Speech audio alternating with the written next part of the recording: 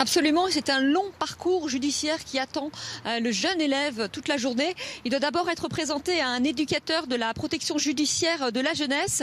Cet éducateur, il a pour but de cerner le profil de l'adolescent pour savoir quel type d'emprisonnement il va pouvoir supporter et si un centre éducatif fermé ne serait pas plus approprié. Ensuite, il doit être présenté à un juge d'instruction auprès duquel il va y avoir l'interrogatoire de première comparution. Très logiquement, le juge d'instruction devrait le mettre en examen pour tentative d'assassinat. Et enfin, en fin de journée, il devrait être présenté là au juge des libertés et des détentions, seul apte à déterminer où l'adolescent va dormir ce soir. Il va le déterminer, ce juge, en concertation avec l'éducateur de la protection judiciaire. Beaucoup d'hypothèses, donc, par rapport à ce parcours judiciaire, des hypothèses auxquelles va répondre ce soir le procureur qui va faire une nouvelle conférence de presse. Merci à vous, Éléonore Bailly. On en saura davantage effectivement cet après-midi. Vous êtes avec Laurent Lefebvre derrière à la caméra. Et on en parle avec nos invités. Bonjour à vous. Merci de nous avoir rejoints sur France Info. Benjamin Cambouli, vous êtes le porte-parole d'Alternative CFDT Police. Bonjour. Bonjour. Bonjour à vous, Jean-Pierre Rosenweg. Vous êtes ancien président de tribunal pour enfants de Bobigny. Merci d'être avec nous sur France Info. Yazid Karfi est également à distance avec nous, médiateur et président de médiation nomade. Et puis notre spécialiste police-justice, Valentine Arama, nous a rejoint. Bonjour à vous, Valentine. Bonjour. On a parlé, c'est vrai, longuement hier en plateau du manque de moyens en termes de santé mentale, notamment des adolescents qui expliquaient aussi ces passages à l'acte pour les accompagner, pour les écouter dans leur mal-être. Alors d'un côté, il y a la prévention, de l'autre, la sanction. On va s'attarder là-dessus aujourd'hui. Valentine, d'ailleurs, qu'est-ce qu'il risque, cet adolescent de 14 ans ? Eh bien, d'être placé en détention provisoire. C'est en tout cas ce qu'a requis le parquet, le procureur de la République de Toulon. C'est en effet au juge des libertés et de la détention de déterminer s'il va être ou non placé en détention provisoire. Après, bien sûr, l'ouverture de l'information judiciaire probable et la mise en examen également très probable pour tentative d'assassinat.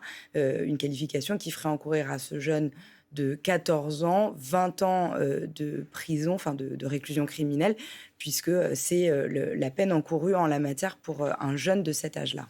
Vous nous disiez hier, Benjamin Cambouli, qu'effectivement, il fallait envoyer un signal, il fallait sanctionner ces jeunes pour briser le cercle de la violence. Est-ce que la prison peut en être un ?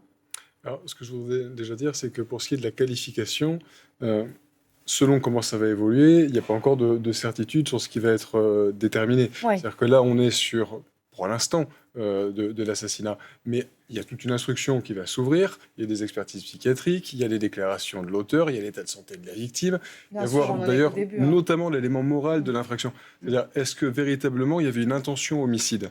Parce que lui, il a reconnu une préméditation, mais une préméditation pour une agression. Ouais. C'est ça, c'est-à-dire qu'il peut très bien dire « oui, j'ai pris l'opinel dans la cuisine des parents pour aller mettre des coups de couteau à ma prof », mais parce que je voulais me venger, parce que je voulais la punir, parce que je voulais lui faire mal, mais pas parce que je voulais la tuer. Donc cette notion-là, comme d'autres éléments, vont être prises en compte eh bien, par le magistrat pour voir vers où on va. Mais si on correctionnalise, c'est-à-dire que si c'est pas le crime de l'assassinat, mais le délit des violences volontaires avec arme, circonstance aggravante, parce que c'est une enseignante, mais ça reste un délit. Donc la peine, elle n'est pas criminelle, donc c'est pas un tel quantum de peine, elle devient simplement délictuelle, et à ce stade, on ne sait pas. Voilà. Après, est-ce que c'est une solution, la prison ? Tout dépend du profil de l'auteur. C'est-à-dire que vous avez des cas où ce sera pertinent, vous en avez d'autres où il faudra essayer de l'éviter et axer sur l'éducatif. Tout dépend du profil. Ce qu'il ne faut pas, c'est que ce soit les manques d'un système, les manques de moyens qui nous privent de la possibilité de le faire quand c'est nécessaire, voire même des manques légaux, des freins légaux qui vont contraindre l'attitude de certains magistrats qui voudraient punir mais qui ne le peuvent pas parce qu'enfermés dans un corpus qui contraint leur action. Jean-Pierre Rosenweg, en tant qu'ancien président de tribunal pour enfants, on essaie de tout faire effectivement pour éviter la prison pour des très jeunes ? Oui, en tout cas. Pour lui donner du sens. On retrouve totalement dans ce qui vient d'être dit à l'instant. Oui, la prison, ça peut être, pour répondre à votre question, est-ce qu'il faut ? Ça peut être nécessaire, qu'on craint par exemple que quelqu'un ne s'enfuit ou réitère. Ça peut être utile. De temps en temps, quand quelqu'un roule à 150 à l'heure avec un moteur de 2 chevaux, il faut savoir l'arrêter avant qu'il tue quelqu'un. Mais c'est pas une fin en soi. Donc c'est une étape dans un processus. Alors d'abord, il y a le processus judiciaire, vous l'avez très très bien dit. Et puis il y a le processus de prise en charge de ce jeune avec ce qui s'est passé avant ou ce qui ne s'est pas passé, les carences de prise en charge. Vous en parliez un petit peu. Et quel programme on va pouvoir, entre guillemets, mettre en place avec lui dans et par-delà la prison. La prison, c'est qu'un instrument, c'est qu'un outil. Comme un stylo, avec le meilleur stylo du monde, avec un bic ou un Mont Blanc, vous pouvez écrire un chef-d'œuvre ou écrire n'importe quoi. Qu'est-ce qu'on va écrire avec la prison ? Et puis, il n'y a pas que la prison. on peut effectivement recourir éventuellement à un centre éducatif fermé, qui n'est pas une prison, mais on ne peut pas en sortir facilement. En d'autres termes, c'est une structure d'encadrement. Et puis, il peut y avoir aussi d'autres réponses. Après cette période de contention, prison ou centre éducatif fermé, il peut y avoir d'autres réponses, soit à la maison, soit à travers d'autres dispositifs de prise en charge. Yazid Kerfi, vous êtes également avec nous à distance. C'est vrai que les enfants ne sont pas formés psychologiquement comme les adultes. On ne cesse de le répéter. Ils n'ont pas la même conscience des conséquences de leurs actes. Ils n'ont pas le même discernement. Quelles sanctions ils peuvent comprendre? Et effectivement, est-ce que la prison peut faire partie de ce panel de sanctions, même pour des très jeunes? Et la plus mauvaise des solutions, c'est une solution, mais c'est la plus mauvaise, notamment pour des gens qui ont entre 13 et 16 ans en même temps. Peut-être pour les 16-18, mais 14 ans, c'est encore un enfant. Donc, je rappelle que quand même que ce jeune est auteur, bien sûr, d'un fait très, très grave également. J'ai toujours une pensée quand même pour la victime. Mais c'est aussi une victime en même temps, ce qu'il a subi dans sa vie et tout ça. Et je préfère nettement les CEF, les centres d'éducation fermés, où il y a des éducateurs avec lui 24 heures sur 24 et avec un suivi psychologique, que de le mettre en prison. La prison va le détruire, ça c'est sûr en même temps. Donc vaut mieux des CEF que la prison. Valentine Arama, c'est vrai qu'il y a plusieurs types d'établissements. Il n'y a pas que la prison, c'est pas le plus simple ou le plus commode. En l'occurrence, dans quel type d'établissement cet adolescent de 14 ans pourrait aller? Alors déjà, je rebondis sur ce qui vient d'être dit. La prison et la détention provisoire pour les mineurs, ça doit rester absolument exceptionnel. C'est vraiment la mesure, le dernier recours. Après, en effet, il y a plusieurs structures. Il y a les quartiers pour mineurs dans les prisons d'adultes, mais c'est des quartiers absolument étanches. C'est-à-dire que les mineurs ne sont jamais en lien ou ne croisent des majeurs détenus ou condamnés, enfin détenus provisoirement ou condamnés. Et puis il y a les établissements pénitentiaires pour mineurs, là, qui sont vraiment dédiés aux mineurs. Mais là-dedans, et avant de parler des centres éducatifs fermés qui ont été mentionnés ou des centres éducatifs renforcés qui existent également, il faut bien se rendre compte que peu importe quel type d'établissement, de quel type d'établissement on parle, eh bien, le but, c'est vraiment les mesures éducatives. C'est-à-dire qu'on a des enfants, ou des mineurs, des très jeunes mineurs qui sont parfois en détention provisoire, même si, encore une fois, ça doit pas être la norme. Eh bien, le but, c'est de mettre l'accent sur tous les procédés éducatifs, sur qu'ils puissent rencontrer, s'ils en ont besoin, des psychologues. On est vraiment dans quelque chose qui n'est pas que de la sanction et de la mise à l'écart, mais dans quelque chose qui est censé aussi préparer la réinsertion. Alors, on va y revenir si vous le voulez bien, mais d'abord, puisqu'on parle de prison pour mineurs, ça existe. Il y en a qui existent notamment à Marseille, la prison de la Valentine. En septembre dernier, notre reporter Claire Vérove s'est rendue sur place. Vous allez voir, les conditions y sont assez particulières. C'est une prison pour mineurs, un lieu censé rééduquer des adolescents de 13 à 18 ans. Mais derrière ces murs, des sanitaires sales ou cassés, des lits sans drap, des cellules souillées, infestées de fourmis et couvertes de graffitis. Des conditions d'incarcération indignes selon la contrôleure générale des prisons. Fait extrêmement rare, elle réclame la fermeture, au moins partielle, de l'établissement. C'est une honte. C'est une honte parce que on fait de ces enfants, on leur fait subir, on les humilie, on le fait vivre dans des conditions humiliantes, dégoûtantes. Mais dans quel état on va les rendre à la société? Qu'est-ce qu'on fait de ces gosses? Il y a 5 mois, nous avions pu filmer à l'intérieur du centre pénitentiaire. Les adolescents criaient derrière les barreaux de leurs cellules. Ils ne suivent en moyenne que 10 heures d'enseignement par semaine, soit 2 fois moins que ce qui est requis. Pour cause, un manque de surveillants pour les conduire en salle de classe, comme le reconnaît cet agent pénitentiaire qui y travaille. Il n'y a pas de surveillant pour assurer le scolaire ou les acheminer carrément au scolaire. Du coup, les jeunes restent en cellule. La prise en charge des mineurs n'est pas faite correctement. Comment elle doit se faire? Et les mineurs, ils le ressentent. Après, ils nous le disent, ils voient qu'il manque du monde, ils voient qu'ils sont délaissés, livrés à eux-mêmes presque. En 2024, l'absentéisme des surveillants s'élevait à plus de 42%, avec une moyenne de 112 arrêts maladie par agent. Le ministre de la Justice a annoncé des renforts, la réfection progressive des cellules et a ordonné une inspection de l'établissement. Il y a cette question qui est clé dans ce reportage. Comment on va les rendre à la société? Puisque, évidemment, on parle de mineurs, on parle de jeunes qui ont la vie devant eux. La question de la suite, de leur sortie, de leur réinsertion se pose, évidemment, Jean-Pierre Rosenweg. Oui, une petite donnée au passage. Au moment où nous parlons, il y a environ 800-850 mineurs qui sont incarcérés. Il y a de personnes de moins de 18 ans, dont environ 70% d'entre eux sont en détention provisoire. En détail. Ouais. Pour revenir à ce qui était dit tout à l'heure, il ne faut pas opposer répression et mesures éducatives. l'affirmation de l'autorité, ça participe de l'éducation. Dire à un gamin que ce qu'il a fait est criminel et dire tu mérites une peine, ça contribue à son éducation. En d'autres termes, il faut que les jeunes qui commettent des crimes ou des délits soient sanctionnés. Mais la sanction n'est pas une fin en soi. Il faut prévoir les d'autres étapes. C'est la question que vous posiez. Et là, c'est le problème à la fois de mise en œuvre de mesures, mais de mise en œuvre de mesures pas seulement sur le plan théorique, mais en pratique. Il faut que dès que les faits arrivent, et éventuellement avant, sur la base de l'enfance en danger, des éducateurs ou un éducateur soit mandaté, qu'une équipe soit mandatée et suive le jeune par-delà les vicissitudes de son parcours. Parce que quand il commet un délit, parlons pas de crime, lorsqu'il commet un délit, il en commet 10. Donc il ne faut pas s'arrêter à tel ou tel. C'est sur un parcours de vie. Et on descend la pente très rapidement, on la remonte plus difficilement. Il va falloir 1 an, 2 ans, 3 ans, 4 ans d'accompagnement. Avec des problèmes de moyens qui sont posés, on l'a vu sur la pénitentiaire, mais parlons de la protection judiciaire de la jeunesse. Comment peut-on affirmer, lorsqu'on a un responsable politique, qu'un éducateur puisse suivre 25 situations? C'est pas possible. On peut en suivre 2, 3, mais pas en suivre 25. Donc, on prend une mesure formelle, mais cette mesure n'est pas exécutée. On met des jeunes dans un établissement pénitentiaire pour mineurs où il est censé être seulement 60 par petit groupe de 10. Il est censé y avoir 150 personnes, environ 90 personnels de la pénitentiaire, environ 30-35 personnels de la protection judiciaire de la jeunesse, environ une dizaine d'enseignants, dont un chef d'établissement, 4 ou 5 personnels. Mais si ces postes ne sont pas pourvus, et je vous rappelle qu'au plan national, il y a 30 000 postes d'éducateurs qui ne sont pas pourvus. En d'autres termes, on a mis en place des belles lois, on a mis en place des belles structures, mais on ne se donne pas les moyens de fonctionner. Et après, on a une vision, à la limite, en termes de photos. Il faut qu'ils soient punis, non. Il faut qu'ils ne soient plus délinquants. Dans l'ordre des idées et pas du concret. Voilà. Et on voit l'ordre public à court terme, alors que c'est l'ordre public à moyen et long terme qu'il faut traiter. Alors justement, moyen et long terme... Et vous avez dit, pardon, sur un mot essentiel, vous dites tout à l'heure, vous l'avez éclairé.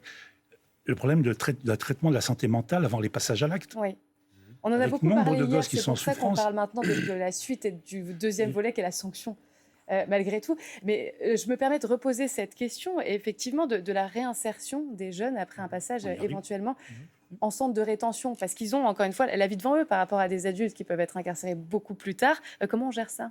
Déjà, sur le principe, tout notre système repose sur le rejet de l'exclusion à vie. C'est-à-dire qu'à terme, même des terroristes, on finit par les remettre dehors. Donc quand on parle de mineurs, évidemment que le but du système, dans leur intérêt, mais aussi, peut-être même surtout dans le nôtre, en tant que société, c'est d'avoir des gens qui soient à même de réintégrer la société de façon plus ou moins harmonieuse. Donc il faut des conditions propices à cela. Dans les c'est le moyen terme et le long terme. Oui, c'est ça. Et puis c'est la cohérence entre le but poursuivi et les moyens que l'on met sur la table pour essayer de l'atteindre. Ce que l'on voit, c'est qu'on a des places techniquement dans les établissements pour mineurs, dans les quartiers pour mineurs, pour prison, mais manque ce qui fait l'intérêt de ces structures, c'est-à-dire le personnel pour l'encadrement de ces jeunes. Parce que, après, la prison, est-ce que c'est la place d'un mineur? Est-ce que c'est la bonne solution? Idéalement, bien sûr que non. Et c'est pas à moi, policier, d'ailleurs, soyez en passant, de dire si c'est pertinent ou pas. C'est-à-dire que nous, notre boulot, c'est d'enquêter, d'interpeller, de remettre à la justice. Et si le magistrat le décide, si le magistrat dit, oui, là, vu la gravité des faits particulière, ce mineur, sa place est en prison, parce que multirécidiviste, parce qu'ultra-violent, parce que c'est un danger, alors il faut qu'on ait les moyens d'avoir des structures qui permettent d'atteindre ce qu'on appelle les vertus de la peine. Il faut que ce que l'on met en place soit effectivement une punition qui a un sens pédagogique. Il faut que ce qu'on mette en place soit une capacité de détention de la personne pour protéger la société, et fondamental, c'est aussi quelque chose qui doit permettre la réinsertion. Si on n'a pas les trois, la peine perd son sens, si vous voulez. Dans notre intérêt animal, d'ailleurs. S'il sort plus dangereux qu'il n'est entré, bien entendu, pour protéger la société. Bien entendu. Évidemment, il y a des différences en fonction de l'âge de ces assaillants, en l'occurrence, puisqu'on parlait essentiellement d'attaques au couteau. Oui, et précisons, parce qu'on parle des mineurs depuis tout à l'heure, que en dessous de 13 ans, on ne peut pas être incarcéré. Et c'est très important. En dessous de 13 ans, la jeune personne est présumée irresponsable pénalement. Parce que non, pas irresponsable pénalement. Non discernement. Condamné, mais il ne pourra pas être condamné à une peine. Voilà. Mais il aura un casier judiciaire. Il ne peut pas être, donc ce que je disais, incarcéré. Mais bien sûr, au-delà de cela, il y a une présomption de discernement au-dessus de 13 ans.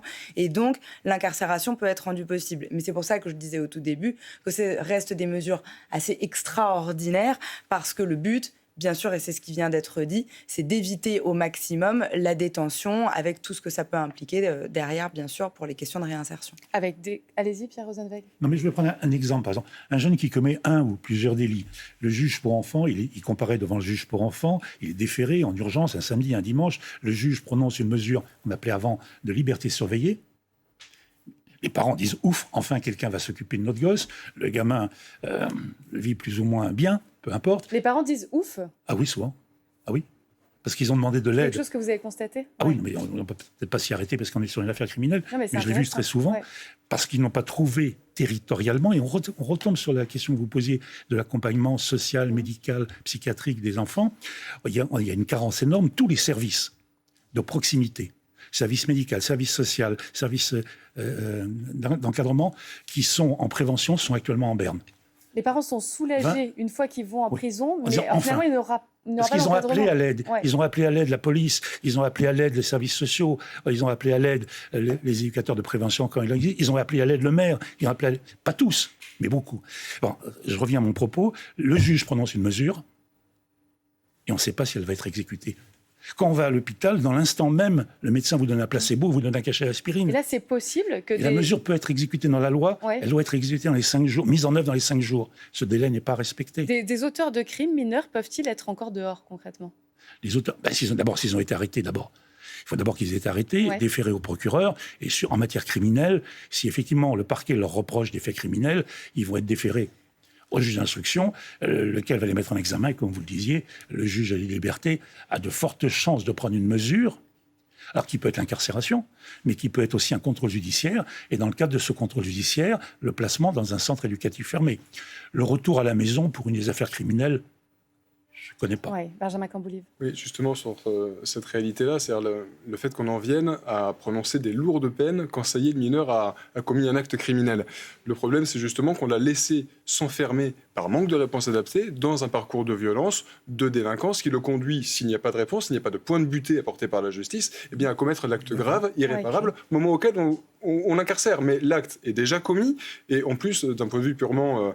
on va dire de gestion hôtelière, ce sont ces longues peines qui engorgent nos prisons. Donc ce que nous préconisons, ce sont des ultra courtes peines en début du parcours de violence, de criminalité, et je précise que c'est quelque chose de pédagogique, parce que c'est pas pour protéger la société que pendant 2 semaines on le met en prison, c'est pour que lui sorte de cette spirale de la violence et ne passe pas du parcours de la délinquance à celui de la criminalité. Donc c'est là qu'on voit que la prison, je dis pas que c'est la meilleure solution tout le temps, mais c'est pas aussi quelque chose à voir uniquement comme quelque chose de répressif, c'est aussi un outil pédagogique dans certains cas. Là, une peine de prison de 2 semaines, ça peut remettre dans le rang certains jeunes. À une condition, c'est de s'inscrire dans un parcours. Oui. Et si ça ne s'inscrit pas dans un parcours, si c'est une fin en soi, c'est un échec programmé. Et précisons, c'est important, qu'en matière d'instruction, il va y avoir des délais très précis à respecter pour justement que le jeune ne soit pas... Bien sûr, d'ailleurs, je prends le cas de Sanary, si le mineur était placé en détention provisoire à l'issue de sa rencontre avec le JLD tout à l'heure, il pourrait bien sûr faire appel. C'est pas définitif,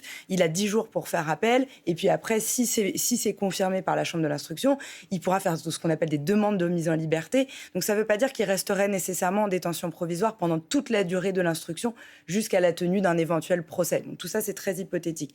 Mais sur l'instruction et en matière de minorité, il y a des délais à respecter. 6 mois, renouvelables une fois. Ça veut dire que le jeune mineur ne peut normalement rester que 12 mois maximum en détention provisoire, avec cette précision qu'après renvoi... S'il a moins de 16 ans au moment des faits. S'il a moins de 16 ans au moment des faits, et avec cette précision qu'une fois qu'il est renvoyé devant la juridiction compétente, eh bien ça peut encore être rallongé de 6 mois. Mais c'est des temps généralement très court pour que justement ces jeunes puissent être jugés rapidement. Et je précise, dernier point, que l'incarcération, c'est une part infime de la délinquance jeunesse et du suivi de la PJJ, de la protection judiciaire, de la PJJ, protection judiciaire.